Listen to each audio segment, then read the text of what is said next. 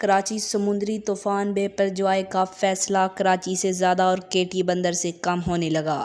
طوفان کل دوپہر کے ٹی بندر اور بھارت گجرات کے درمیان ٹکرائے گا۔ تفصیلات کے مطابق محکمہ موسمیات کی جانب سے بیان میں کہا گیا ہے کہ طوفان بے پرجوائے کراچی سے کنارہ کش کرنے لگا۔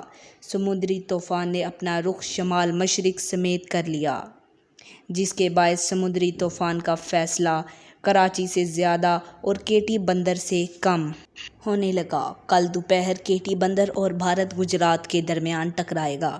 طوفان کے گرد 150 تا 160 کلومیٹر کی ہوائیں اور 180 کلومیٹر فی گھنٹہ کی رفتار سے جھکڑ چل رہا ہے۔ طوفان کے مرکز کے گرد 30 فٹ لہریں بلند ہو رہی ہیں۔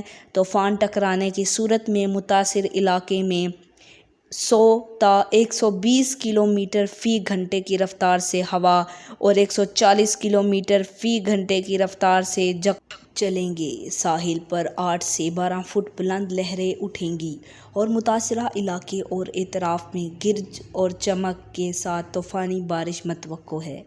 سندھ اور بلوچستان کی ساحلی پٹی پر شدید طوفانی اور 6 فٹ تک لہریں بلند ہوں گی، جبکہ طوفانی ہواؤں اور بارشوں کا سلسلہ 17 جون تک جاری رہے گا۔ آج تک کے لیے اتنا ہی۔ جاتے جاتے آپ سے گزارش ہے کہ چینل کو سبسکرائب کریں اور دیے گئے گھنٹی کے آئیکن کو ضرور دبائیں۔